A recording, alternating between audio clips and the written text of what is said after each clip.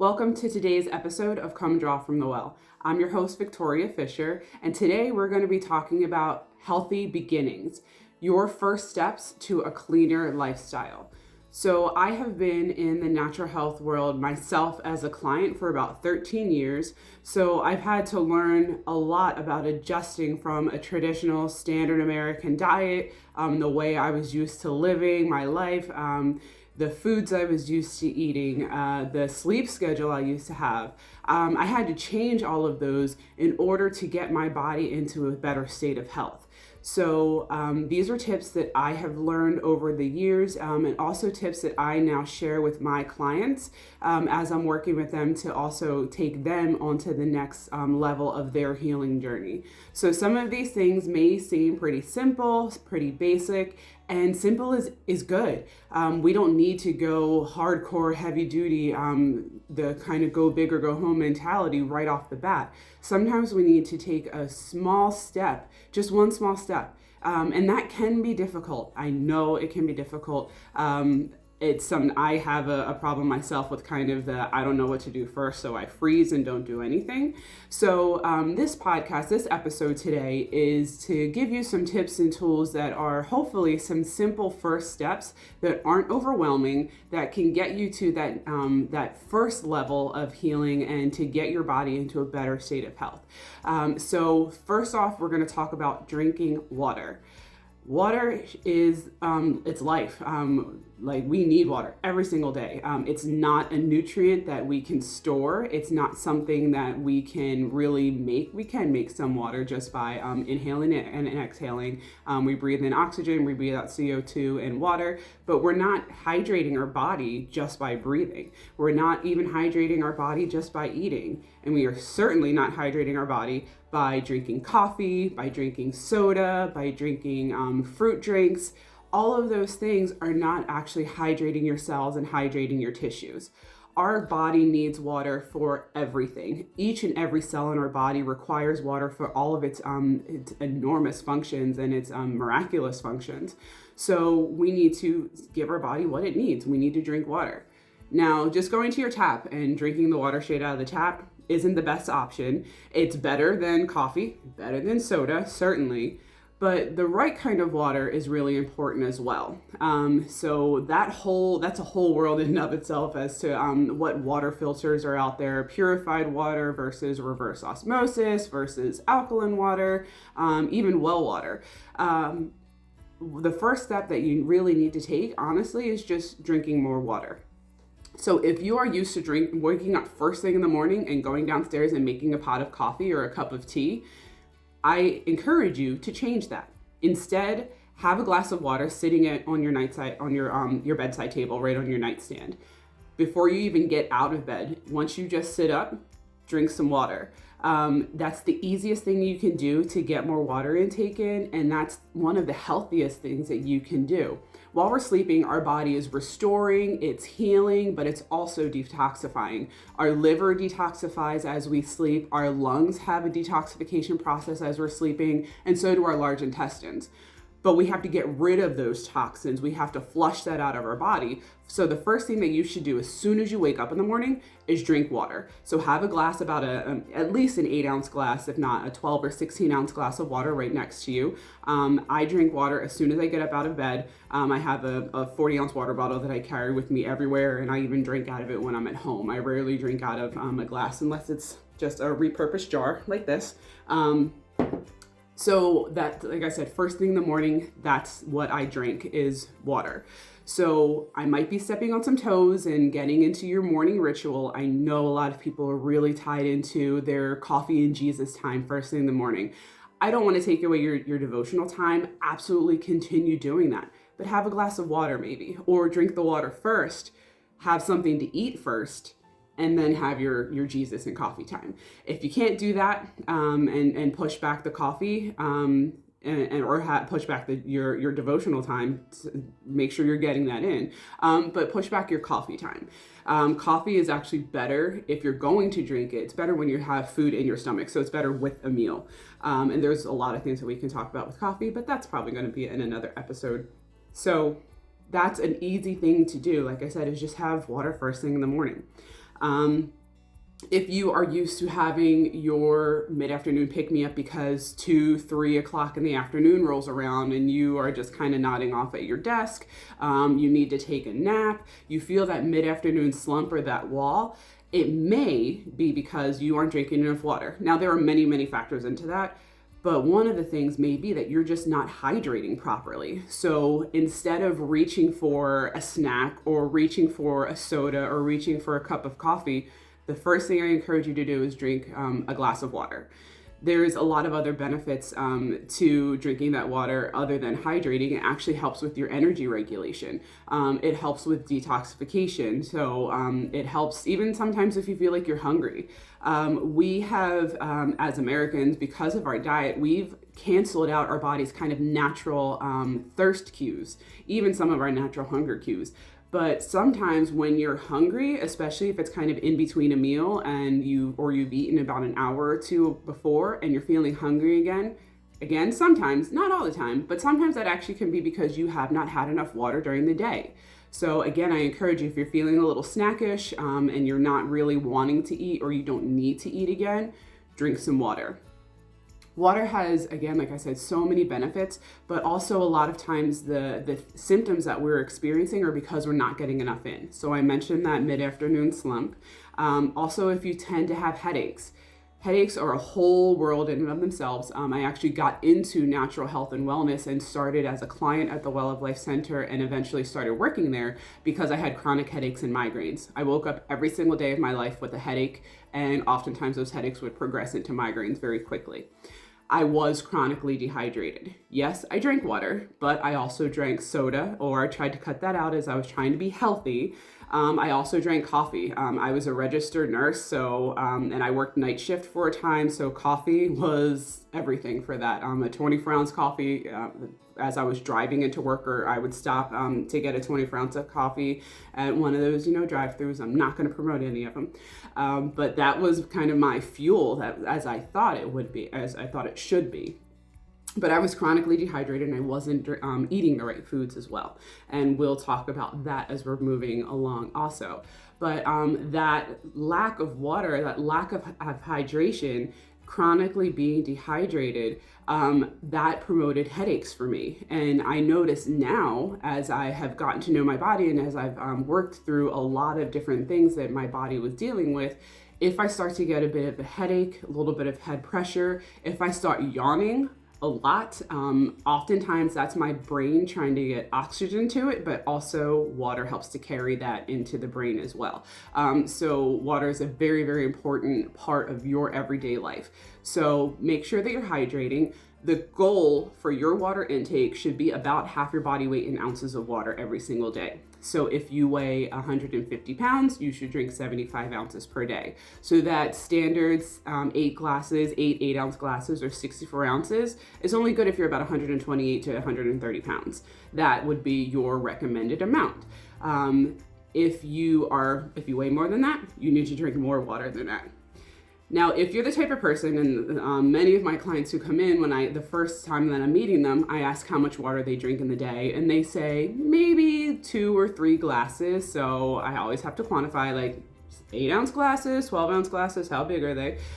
So generally, a lot of people only drink about 24 to 48 ounces of water. And I have had people tell me that they drink even less than that. And they're drinking like pots of coffee a day, not just 1 or 2, but whole big 12-cup pots of coffee per day. Or they reach for soda, or they do juice, or they don't like water, so they don't drink it.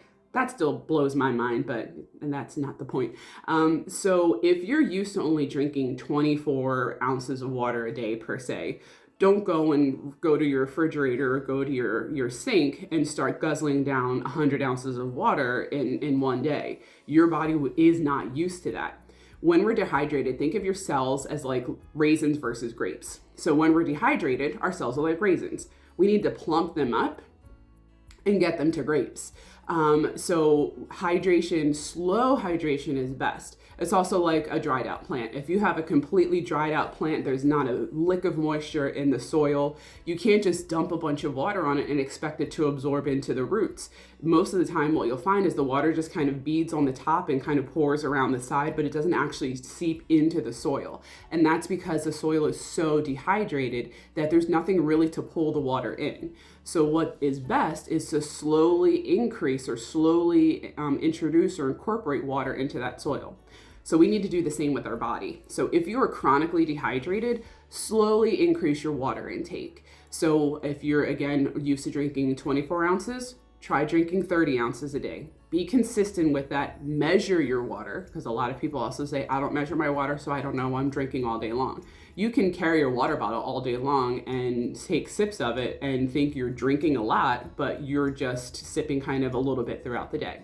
So measure your water intake. Start slow, get to, like I said, if you started at 24, get to 30 ounces. Once you get 30 ounces in consistently and you don't feel like you have to rush to the bathroom or that you're bloated or anything like that, then go to 40 ounces. Same thing, give your body a few days, let your body adjust, and then you increase again. And little by little, you just want to increase the amount of water that you're drinking every single day. And then it becomes habit. And a lot of people, this was something that my daughter, I'll probably mention her a lot, but I was encouraging her to drink more water. Now she's 18, she's starting to understand how her body's operating and what her body needs. And now that she drinks enough water for her body weight, when she doesn't drink it, she notices, and she kind of gets a little antsy when she doesn't have a water bottle around her. And I do the same thing. So that's how we should be, is we should think of water as life and be drinking enough water. Now, probably in a later podcast, we'll go in more in depth as to what the right kind of water is. There are so many water filtration systems out there. There's so much that you can be doing there. So to do a deep dive into that may be necessary. So that's step number one. I spend a lot of time on that step because I think it's probably the most important thing. The next thing that you can do as your first steps to a healthier lifestyle is stop eating and drinking sugar. Sugar, I jokingly call sugar the devil's glitter. It's terrible. It's not something that we should have in our diet, and we should not be consuming it at the levels that we do and how often we do. And sugar is in everything. Sugar is in the ketchup that you put on your French fries. Sugar is in the drink that you get from your favorite coffee place. It's loaded with sugar. It's in the soda. It's in fruit juices. It's in so many different places, and places that we may not necessarily think of. But sugar is highly inflammatory. So if you have joint pain, arthritis, typically more like osteoarthritis, if you have swelling, if you have fatigue, if you have issues with fungus and yeast and bloating and so many other things, sugar can actually feed into or be the root cause of those symptoms. So I encourage you to stop eating sugar right off the bat. When I started on my wellness journey after my very first visit to the well, the very next day, I made a huge overhaul to my diet, and my family did right along with me. So instead of putting sugar in my coffee, I still drink coffee, but I put agave in my coffee. Agave is a better option, especially when it's raw, the dark raw blue agave, better option than sugar, but I use that as a stepping stone to get me off of sugar. So it still breaks down and metabolizes in your body to sugar, and it can still affect your blood sugar and affect metabolic functions, but it was a way to get me off of the refined sugar.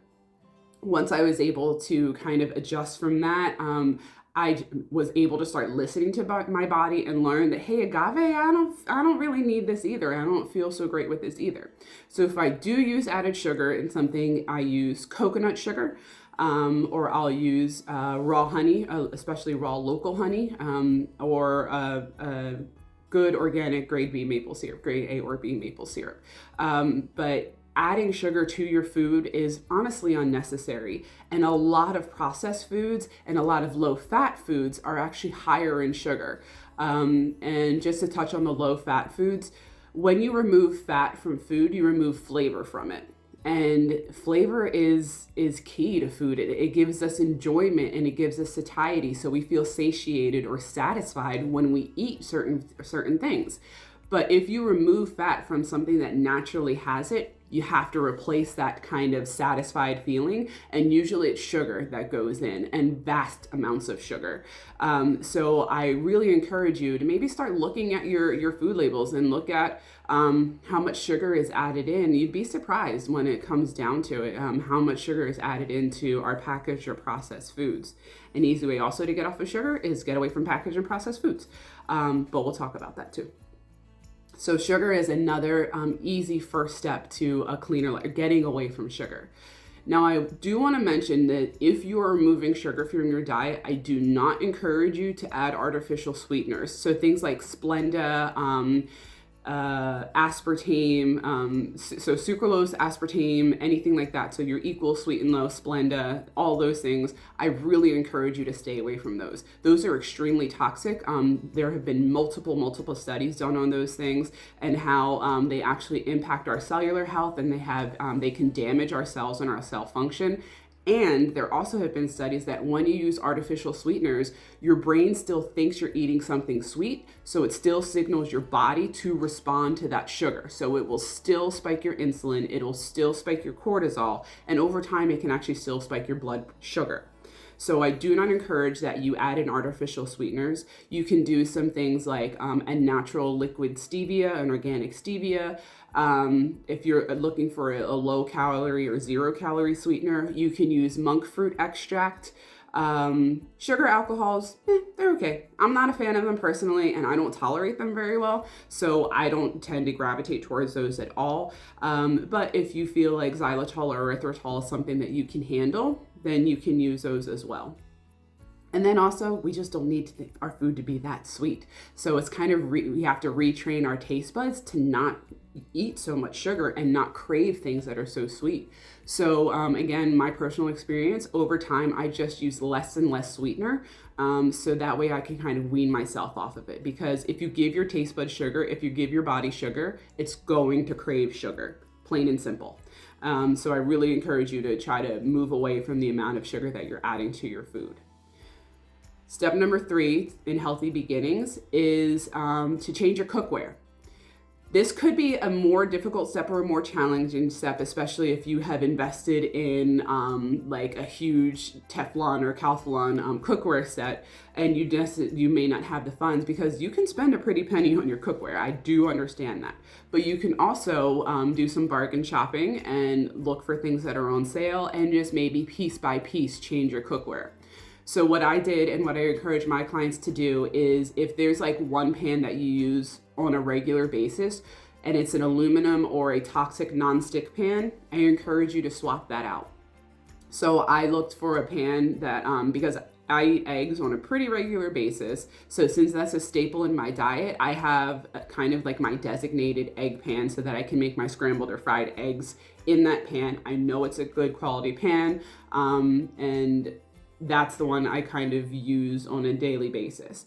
Over the years, I've swapped out the poor quality toxic nonstick, and I have started to incorporate stainless steel, cast iron pans, glass cookware. I actually prefer glass cookware for baking, for more so not necessarily like baking sweets or treats, which again, we want to limit that. But when I'm roasting vegetables, which is my favorite way to cook my vegetables, I prefer to use a glass baking dish.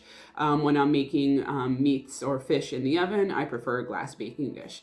So there are many things out on the market that you can find that are not aluminum based and that are not the traditional non-stick. So I encourage you to start swapping that out, so you don't feel like you have to go throw all of your pots and pans away and you have to spend thousands of dollars on new cookware. You can, if you have the funds to and you have the means to. Don't throw it away, donate it, give it to somebody else, although we don't want to necessarily promote other people using things that aren't good for them.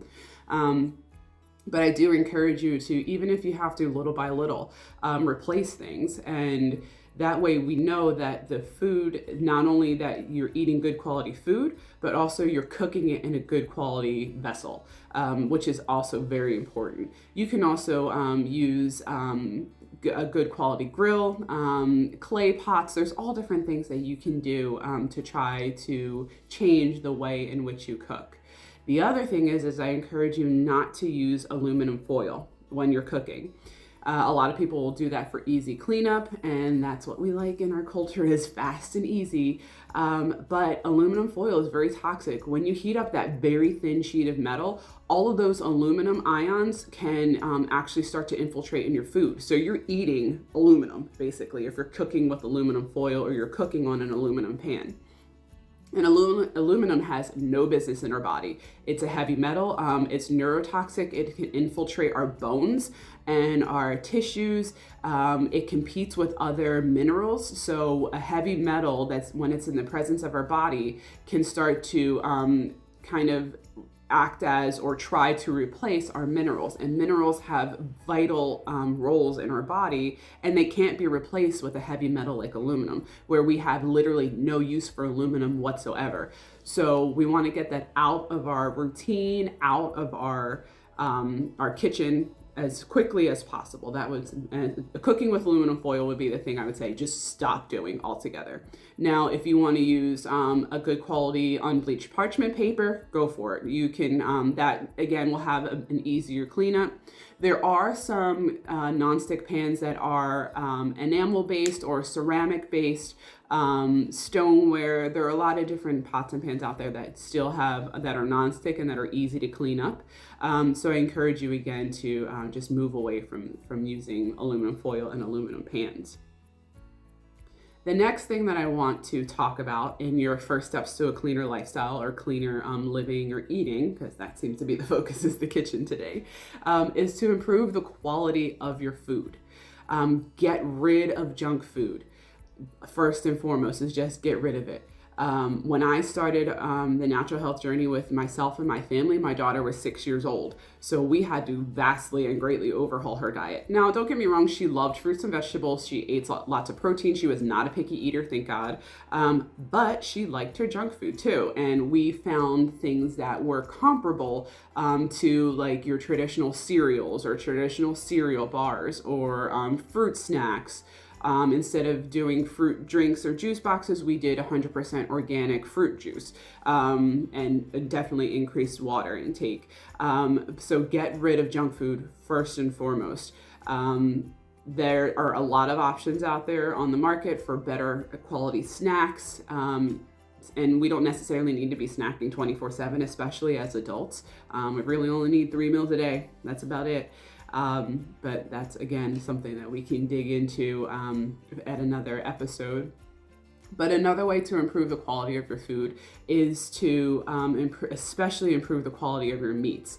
I encourage people to improve their meats first. Yes, it is a bigger investment. It is more expensive, but it is well worth it.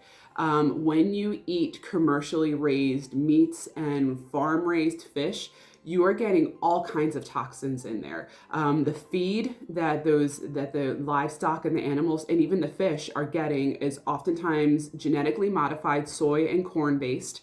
It is loaded with antibiotics and growth hormones, and the living conditions are terrible for those animals. It's absolutely horrible. So I definitely recommend getting away from commercially raised meats. Organic is better. It's a step in the right direction, but the animals are still given organic feed, which could still be organic soy-based or organic corn-based, and not everybody can tolerate that. And we don't want that necessarily in our diets all the time. And whatever the animals eat, we're consuming that too. So just keep that in mind. So we want to go more with like grass-fed and finished pasture-raised meats and poultry. So that we know that the animals are actually in their natural habitat, eating what they naturally do. Cows naturally graze on grass. Chickens naturally are actually omnivores. So they eat bugs and grubs. Chickens are actually great for tick prevention and tick control, population control, because they eat ticks. They eat all kinds of things. But yes, they do need a supplemented diet sometimes. So what the feed is supplemented with is actually very important as well. We want to go with wild caught fish. So make sure that, or ocean raised is another thing that you can look for. So again, fish in their natural habitat that are sustainably sourced, that are sustainably caught and fished. That's what you want to be looking for. Wild or farm raised fish, while it's readily available and it's a lot cheaper, again, the taste and the quality and the nutrient value is vastly depleted. Also, there are certain things like I've never seen tilapia in like wild caught tilapia in the wild, so I'm not necessarily sure what's going on with that whole thing. But that's a theory we can speculate on at a later time. But wild caught fish is the way that you want to go. Also, if you are eating eggs, you want to go with pasture raised eggs or eggs that are from pastured hens. Because again, the quality of the feed and what the hens are eating is just as important as to what's going into your body. So what the animals eat and the eggs that they lay. So what the chickens eat and then the eggs that they lay, that food and that nutritive value determines the quality of the eggs. We've actually done some comparisons with our clients. At the Well Life Center, we use a form of assessment called muscle testing. So we've actually muscle tested different eggs on people. I've had clients bring in organic store-bought eggs, store brand pastured eggs, and the eggs that we sell at our facility that are from a local farmer, that they have their feed is non-GMO, soy-free, the cleanest you can get, and they have a beautiful farm where they raise their animals. So we compared all three eggs on the client to see how their body responded. So the organic egg was an absolute no for the client. It made it put their body to a full-on stress response. So regular organic eggs, better than your cage-free or your free-range. Those terms don't mean anything in the US, but that's, again, something that we can talk about later. But the organic eggs did not do well for that client. Then we tried the store-bought pastured eggs or the pasture-raised eggs. They were better, but they actually weren't 100%, and they probably over time would have created more stress on the client if she incorporated them into her diet. Then we took the eggs that we have from our local farmer and tested them against her body, and her body was great with them. She had a lot of trouble digesting and metabolizing proteins, but those eggs she does very well with. She can tolerate, they don't create an inflammatory response in her body. So we know that certain quality of food does make a difference. So not everything in your kitchen and in your refrigerator and your pantry needs to be organic. Or the highest, like most expensive, costly thing. But it is something to really think about, that if you're eating 3+ times a day, you want your food to be the best quality possible and giving you the most nutrients possible. I always compare it to a carpenter. A carpenter knows that the quality of the wood that or the lumber that they use to make the house or the deck or whatever it is they're doing, it's dependent on, so the quality of the lumber that they use will determine the quality of the finished product. As somebody who's making like designer shoes or designer handbags, they're not going to necessarily use low quality, cheap materials, because you're going to get possibly a low quality, cheap end product. Our bodies we need to think about our bodies the same way. We want to get the best quality raw materials so that when we are feeding and fueling our body and giving our body the tools that it needs to heal and to regenerate and restore and build new cells and heal tissue, we want the best quality ingredients going in. We want the best quality raw materials going in. So your proteins, which are vastly important for the structure of your body and the structure of your cells and your tissues. Your fats, which are important for the cell membrane and for your hormones and for fuel for your brain. And your carbohydrates, which fuel our body and give us energy. All of those things need to be top-notch quality. So that's something that you really want to start looking at, is the quality of the food that you're eating. When I started out again on my journey, I spent 3 hours every single time I went to the grocery store.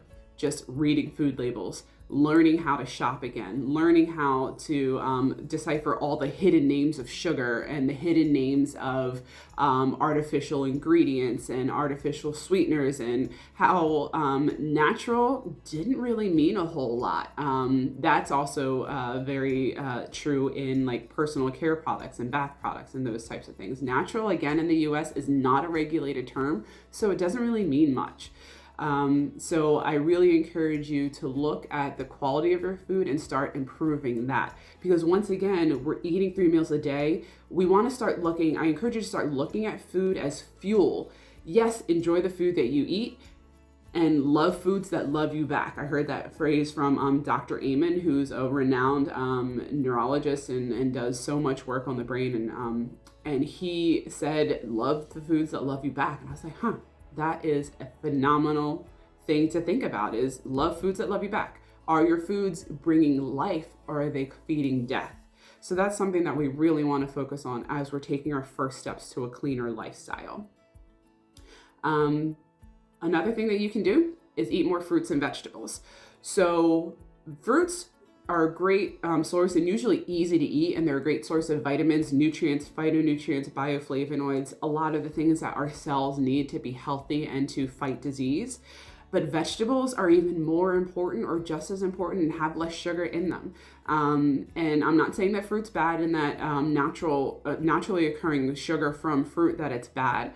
But we can get a lot of it pretty easily, and most people are fine with eating fruits. It's vegetables that are the tricky thing, especially for kids nowadays. So vegetables are one of the most important things that you can start incorporating into your day-to-day diet.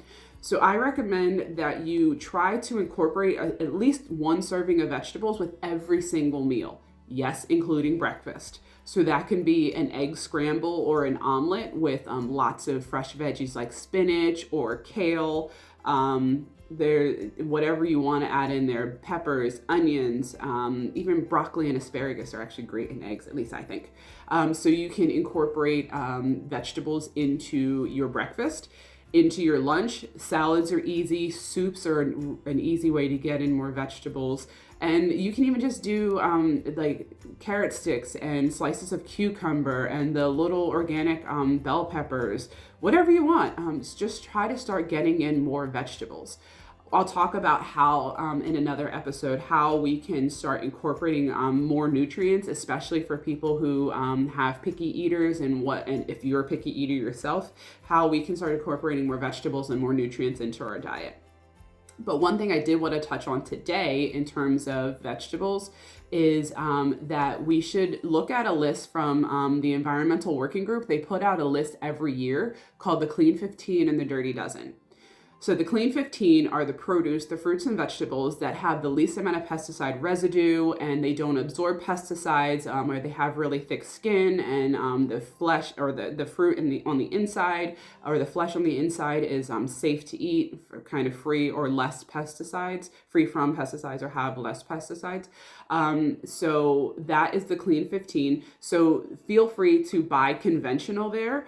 You don't have to buy organic if it's on the Clean 15 list. The Dirty Dozen, however, is the list that you should absolutely at all times buy organic. So things like berries, apples, lettuces, spinach, like things that have very thin skin or no skin or have just very tender leaves.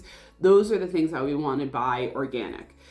So again, might be a little bit more expensive, but it is well worth it because you won't be getting all those pesticides that are xenoestrogens and toxins, all that glyphosate, all those things that are extremely toxic to our body and feed disease and inflammation. So I encourage you to check out the Environmental Working Group, their Clean 15 and Dirty Dozen. I think they just released their updated one just a few weeks ago. So that is something that I definitely encourage you to look at when you're looking to incorporate more fruits and vegetables into your diet. So I think that pretty much covers the food first steps. So I didn't realize I would be going on that long, and I promised you guys that I would try to keep it short to about 30 minutes so it's easy to digest and sit and listen to. So our first steps: to a healthier or a cleaner lifestyle are healthy beginnings. We started with food because I love food, and now I'm eating the foods that love me back. But I definitely wanted to start at, I think, an easy pace, hopefully. And again, like I said, no small step is too small. It's a step in the right direction. So if you feel like any of these things are doable for you and you can incorporate them into your lifestyle, I strongly encourage you to do that.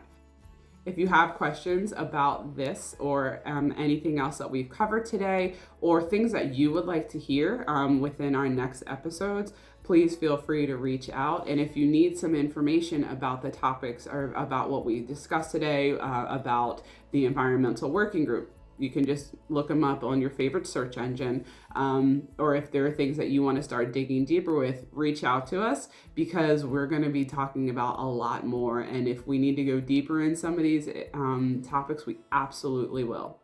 Thank you for listening, and join us again next time at Come Draw from the Well.